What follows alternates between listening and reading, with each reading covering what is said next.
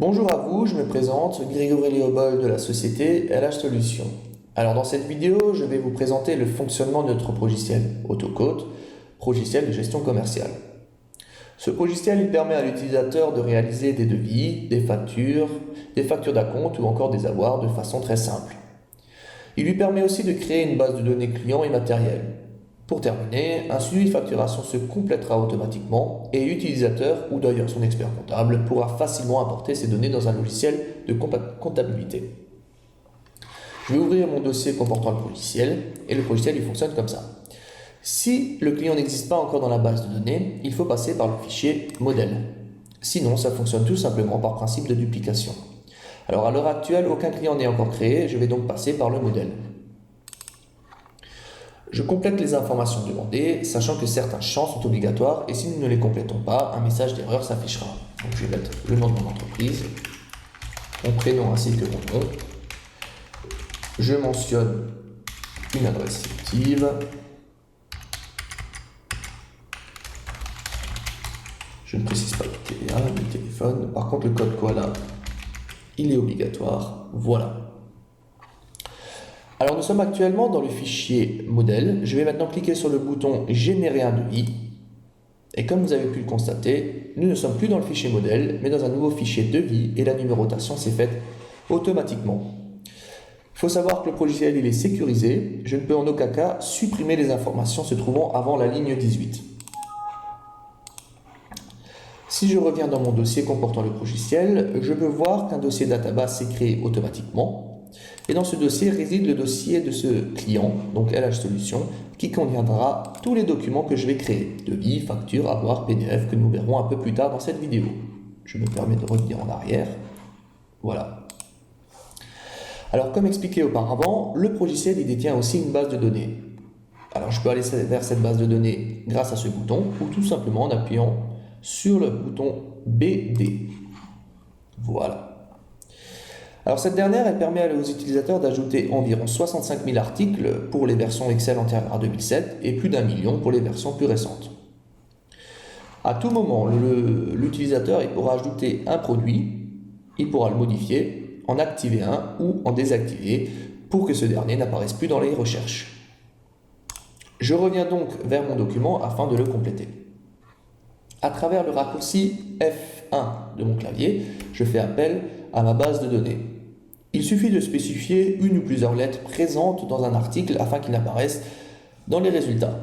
Par exemple, si je recherche TI de article, et le logiciel m'affichera tous les intitulés de la base de données comportant la combinaison TI. J'ai aussi la possibilité de sauter des lignes lorsque je rajoute des produits. Par exemple, si je souhaite rajouter l'article 12, un court récapitulatif m'est fait, j'appuie sur le bouton ajouter. L'article 15, je souhaite l'ajouter à la suite. Par contre, l'article 17, je souhaite que 2 lignes soient sautées entre. Voilà. Je ferme cette fenêtre. Alors, je peux aussi à tout moment rajouter du texte, sans pour autant que ce soit un article provenant de la base de données. Par exemple, travaux du 04-09-2014, carrelage. Je vais dire que j'ai mis 50 mètres carrés au prix de 50 €. Ça me fait donc 2500 €.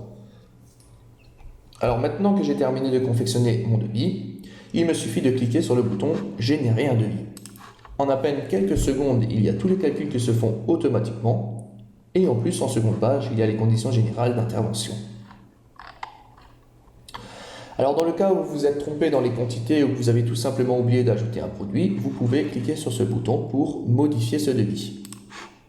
Voilà, libre à vous de le compléter. Je vais maintenant le régénérer.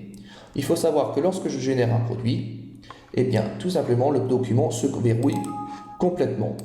Et ça permet d'éviter toute suppression involontaire. Alors une fois que j'ai généré mon devis, je peux et j'ai la possibilité d'enregistrer ce document au format PDF. Ou si Outlook est installé sur mon ordinateur, de l'envoyer par email. Si je l'envoie par email, je peux voir ici, mon devis il est tout de suite au format PDF en pièce jointe. Il me suffit juste de compléter à qui je souhaite l'envoyer, l'objet du mail et le corps du mail. Si je reviens dans mon dossier, dans ma database et donc dans le dossier client, L'historique des pièces jointes envoyées par mail se trouvera dans ce dossier et tous les PDF générés se trouveront ici.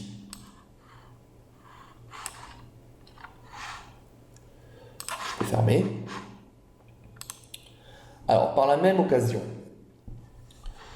si jamais le devis est terminé, je peux aussi rajouter un acompte. Alors, l'acompte, pour en ajouter un, il faut que j'appuie sur la touche F12 de mon clavier.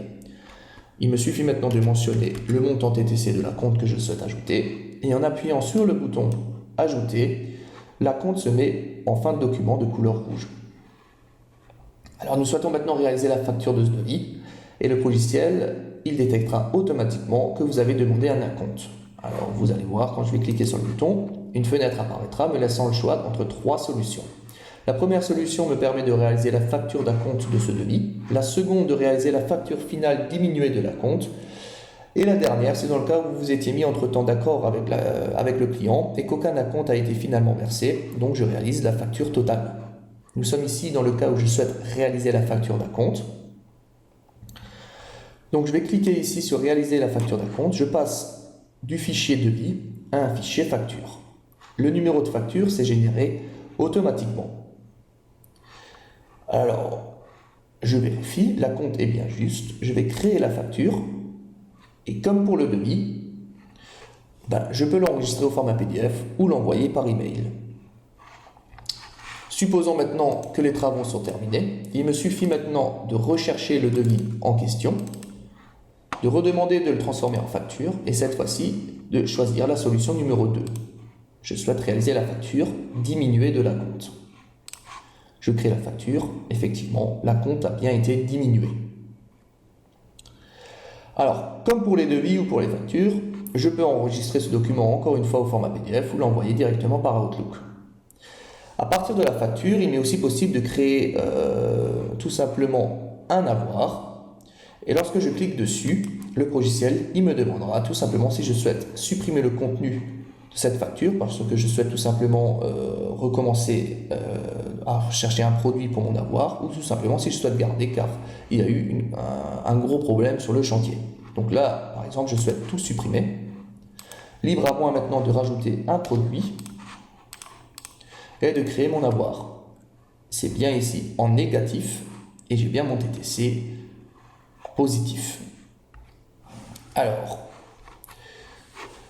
de la même manière, donc comme vous pouvez le voir, le devis, l'avoir s'est créé automatiquement. J'ai mon fichier avoir qui s'est créé aussi. Et j'ai d'ailleurs la numérotation de mon avoir qui s'est fait automatiquement aussi.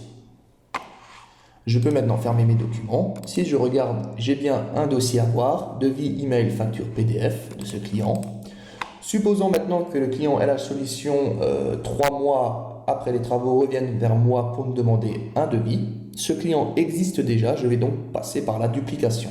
Je vais dans ma database, j'ouvre n'importe quel devis, bon là j'en ai qu'un seul, et je vais demander à le dupliquer. Souhaitez-vous effacer le contenu de ce devis? C'est-à-dire je souhaite recommencer à 0, oui. Et voilà, je suis de nouveau sur un devis vide, par contre numéro 2. Libre à moi maintenant de le compléter, de le régénérer. Je souhaite maintenant vous présenter le dernier fichier que je n'ai pas encore ouvert jusqu'à présent, à savoir le suivi de facturation. Alors, si je l'ouvre, on peut remarquer que ce dernier, malgré tout, il s'est mis à jour automatiquement. Et comme vous pouvez le voir, les deux factures ici sont bien présentes. Il y a le récapitulatif des coordonnées du client, la date d'envoi, le nombre de jours écoulés entre l'émission de la facture et aujourd'hui, la date de paiement, car oui, j'ai la possibilité d'enregistrer aussi un paiement sur une facture, le total hors taxe, le montant des TVA, le TTC, etc. J'ai exactement pareil pour les avoirs. Alors, je peux enregistrer à tout moment un paiement. Pour cela, je peux rechercher par client. Je tape L de LH Solutions. Je clique dessus, j'ai ici le récapitulatif. Il me suffit maintenant de préciser le mode de paiement et le montant payé. Alors, si le montant payé est de 3 796 €, la facture, elle sera payée, l'enregistrement se fera. Si par exemple, le client ne paye que 3 700 €, et que je demande d'enregistrer, le logiciel remarque qu'il y a une différence entre le montant payé et le reste à payer. Il me demande si je souhaite continuer, je dis oui. De là, j'ai deux solutions. Si je clique sur oui, la différence est enregistrée en tant qu'impayé, la facture reste ouverte. Si je clique sur non, la différence est enregistrée comme escompte. Je peux encore ajouter une remarque. Impayé. Si je regarde la facture numéro 2, effectivement, total impayé, j'ai bien toutes les informations. Alors,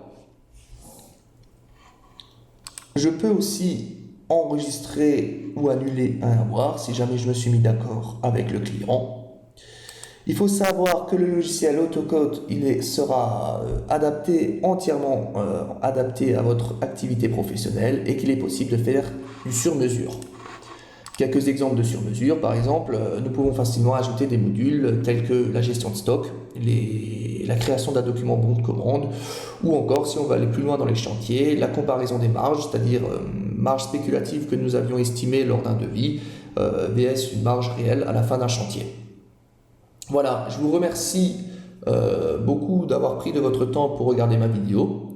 Si vous avez des questions, n'hésitez pas à m'écrire à l'adresse mail qui va s'afficher et n'hésitez pas non plus à visiter mon site internet. Je vous souhaite une bonne journée, merci.